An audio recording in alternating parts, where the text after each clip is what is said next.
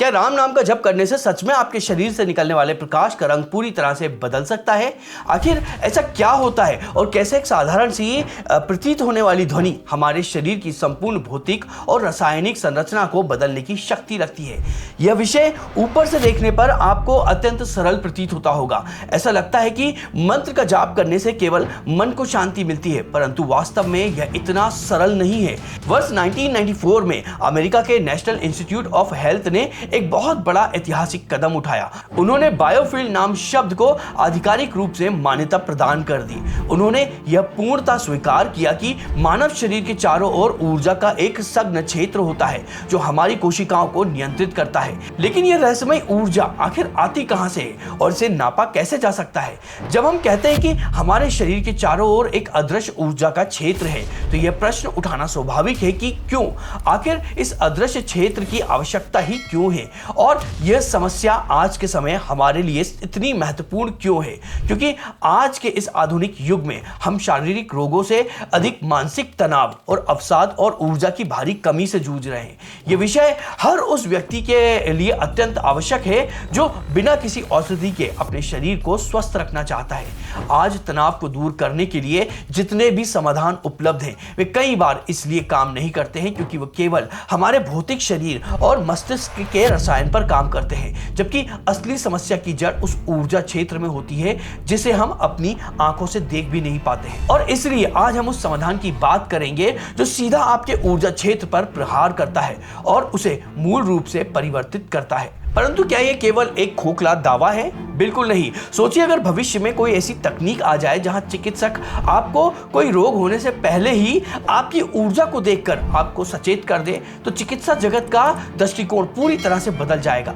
अब मैं आपको जो विशेष बात बताने जा रहा हूं, वो जीवन और शरीर को देखने के आपके दृष्टिकोण को पूरी तरह से बदल देगा। लेकिन शरीर के इस अद्भुत प्रकाश विज्ञान को समझने से पहले हमें उस प्राचीन विज्ञान को समझना होगा जिसे हमारे पूर्वजों ने हजारों वर्ष पूर्व ही डिकोड कर लिया था। आखिर वो कौन सी अदृश्य अग्नि है जो इस समय भी हमारे भीतर निरंतर जल रही है? वेद और आयुर्वेद में स्पष्ट रूप से कहा गया है कि हमारा केवल एक भौतिक शरीर नहीं होता है, बल्कि एक सूक्ष्म शरीर भी होता है। यह सूक्ष्म शरीर मुख्य रूप से 3 शक्तियों से संचालित होता है: प्राण, तेजस और ओज। इसमें तेजस वह आंतरिक अग्नि है जो केवल हमारे भोजन को ही नहीं पचाती है, बल्कि हमारे विचारों और भावनाओं को भी पचाती है और हमारी आभा का निर्माण करती है। क्या आपने कभी इस बात पर ध्यान दिया है कि महान संतों और योगियों के चेहरे पर एक विशेष चमक क्यों होती है?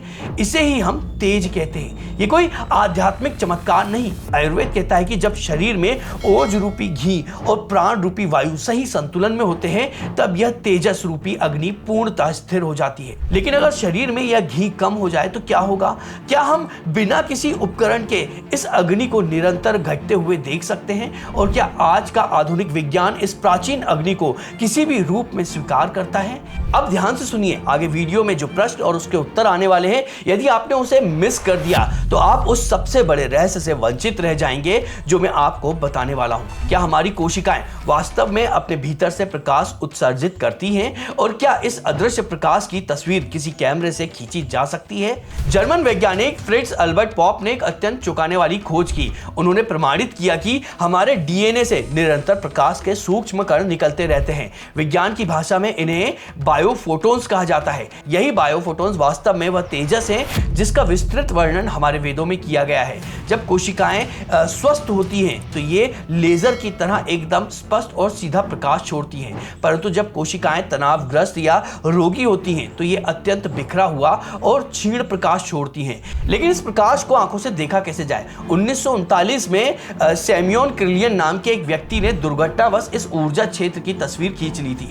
आज विज्ञान ने इस तकनीक को और अधिक उन्नत कर दिया है, जिसे गैस डिस्चार्ज विजुअलाइजेशन या फिर जीडीवी कहा जाता है। हमारे प्राचीन विज्ञान के अनुसार हमारी उंगलियों के सिरों पर शरीर की ऊर्जा की मुख्य नालियां समाप्त होती हैं। जब जीडीवी मशीन से एक स्वस्थ व्यक्ति की स्कैनिंग की जाती है तो स्क्रीन पर एक पूर्ण और चमकीला घेरा दिखाई देता है, पर जब व्यक्ति तनाव में होता है तो इस घेरे में दरारें पड़ने लगती हैं, जिन्हें वैज्ञानिक भाषा में प्लाज्मा क्लॉट्स कहा जाता है। क्या किसी विशिष्ट ध्वनि की तरंगे इन दरारों को भर सकती हैं? और क्या राम नाम में ऐसी कोई विशेष आवृत्ति है जो इस मशीन के आंकड़ों को पूरी तरह से बदल सके? क्या एक साधारण सी ध्वनि आपके डीएनए के प्रकाश को पुनर्व्यवस्थित कर सकती है? यह बात सुनने में किसी विज्ञान कथा जैसी प्रतीत होती है, परंतु यह प्रयोगशाला में अनेक बार सिद्ध हो चुका पूर्ण सत्य है। यह संपूर्ण विज्ञान जानना आपके लिए इसलिए अत्यंत आवश्यक है क्योंकि यह आपको अपने स्वास्थ्य और आपकी मानसिक शांति का नियंत्रण पूर्ण रूप से अपने हाथों में लेने की अपार शक्ति देता है। जब हम वेदों के तेजस और विज्ञान के बायोफोटोन्स को एक साथ रखकर देखते हैं तो हमारे सभी प्रश्नों का उत्तर स्वतः ही मिलने लगता है। स्विस वैज्ञानिक डॉक्टर हंस जेनी ने अपने प्रयोग में यह प्रमाणित किया था कि ध्वनि की तरंगे जल को अत्यंत सुंदर ज्यामितीय आकृतियों में ढाल सकती हैं। हमारा शरीर भी 70% से ज्यादा अधिक जल से बना हुआ है। विशिष्ट ध्वनियां हमारे भीतर के इस जल को पूरी तरह से व्यवस्थित करती हैं। राम शब्द कोई साधारण शब्द नहीं है, ये दो विशेष ध्वनियों का मिश्रण है। रा ध्वनि ऊर्जा को ऊपर की ओर उठाती है और माँ ध्वनि उस ऊर्जा को स्थिरता प्रदान करती है। जब आप एक निश्चित लय में इसका जप करते हैं तो आपकी हार्ट रेट वेरिएबिलिटी अपने उच्चतम स्तर पर आ जाती है। यह ध्वनि आपकी वेगास नर्व को सक्रिय कर देती है और शरीर में तनाव उत्पन्न करने वाले हार्मोन्स को तत्काल कम कर देती है। fMRI स्कैन से यह सिद्ध हो चुका है कि इस जप से मस्तिष्क का भय और तनाव का केंद्र, जिसे एमिगडाला कहते हैं, वह पूर्ण शांत हो जाता है। GDV स्कैन के प्रयोग में यह स्पष्ट रूप से पाया गया है कि मात्र 15 मिनट के जप के पश्चात आभा का वो टूटा हुआ घेरा बड़ा हो गया है और शरीर के चक्र एक सीध में आ गए हैं। आभा का रंग जो तनाव के कारण मेले लाल रंग या पीले रंग का था, वह उच्च आवृत्ति के कारण नीले, बैगनी या श्वेत रंग में परिवर्तित हो गया है। अब आपके पास केवल इन्हीं प्रश्नों के उत्तर नहीं है, बल्कि ऐसे कई प्रश्नों के उत्तर भी हैं जो अभी आपके समक्ष आए भी नहीं है, परंतु भविष्य में कभी भी आ सकते हैं।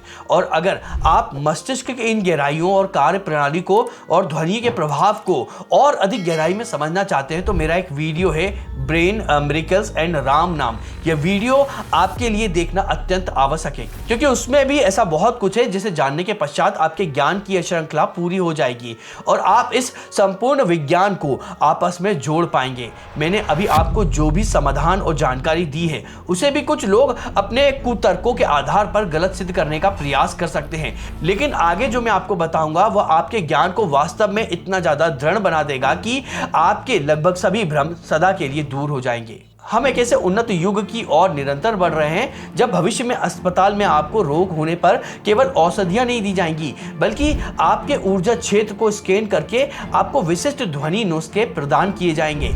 अंतिम समस्या यह है कि हम आज भी अज्ञानतावश अपने शरीर को केवल एक भौतिक और रासायनिक ढांचा मानते हैं। हम रोगों का उपचार तब आरंभ करते हैं जब वे पूरी तरह से हमारे भौतिक शरीर में प्रकट हो जाते हैं और हमें पीड़ा देने लगते हैं, जबकि परम सत्य यह है कि रोग भौतिक शरीर में आने से बहुत पहले ही हमारे ऊर्जा शरीर या फिर हमारी आभा में प्रवेश करते हैं। यदि हम राम नाम जैसे उच्च आवृत्ति वाले ध्वनियों का निरंतर अभ्यास करें तो हम उस ऊर्जा को विकृत होने से पहले ही संतुलित और शुद्ध कर सकते हैं। कुछ प्रश्नों के उत्तर आज के विज्ञान द्वारा सरलता से दिए जा सकते हैं, परंतु इस ब्रह्मांड में कुछ तत्व ऐसे भी हैं जिन पर वर्तमान का विज्ञान के नियम पूर्णतः लागू नहीं होते हैं।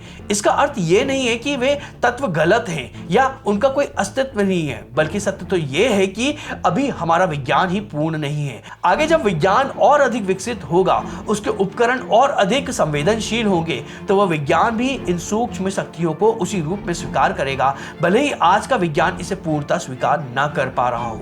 यहाँ एक और बहुत बड़ा प्रश्न खड़ा होता है जो हमें सोचने पर विवश कर देता है। यदि एक सकारात्मक ध्वनि हमारे शरीर पर इतना गहरा प्रभाव डाल सकती है, तो क्या हमारे द्वारा दिन भर भूले गए नकारात्मक या फिर क्रोध से भरे हुए शब्द भी हमारी आभा को छेड़ सकते हैं? क्या हम अनजाने में अपनी ही ऊर्जा को स्वयं नष्ट कर रहे हैं? इसका उत्तर है हाँ। नकारात्मक शब्द शरीर में तनाव के हार्मोन्स को बढ़ाते हैं और बायोफोटोन्स के सीधे प्रकाश को पूरी तरह बिखेर देते हैं। इसी वजह से हमारे पूर्वजों ने वाणी की पवित्रता और मौन पर इतना अधिक बल दिया था। लेकिन यहाँ एक अंतिम प्रश्न मैं आपके लिए छोड़ के जा रहा हूँ। क्या बिना अर्थ जाने केवल किसी शब्द को सुनने मात्र से भी आभा का रंग बदल सकता है, या इसके पूर्ण प्रभाव के लिए हमारे मन और हमारी चेतना का जुड़ना भी अत्यंत आवश्यक है? आप आप इस विषय में क्या सोचते हैं, आप हमें कमेंट में जरूर बताइएगा। और ये वीडियो अगर आपको पसंद आया तो उसको लाइक करिएगा। अभी कमेंट को स्वैप करके हाइप नाम का नया ऑप्शन आया, तो इस वीडियो को हाइप भी करिएगा, इस वीडियो को अपने साथियों के साथ में शेयर भी करिएगा। और अगर आप ऐसे ही वीडियो और देखना चाहते हैं तो उसके लिए हमारे चैनल को सब्सक्राइब भी कर लीजिएगा। तो चलिए मिलते हैं अगले किसी और रोचक वीडियो में।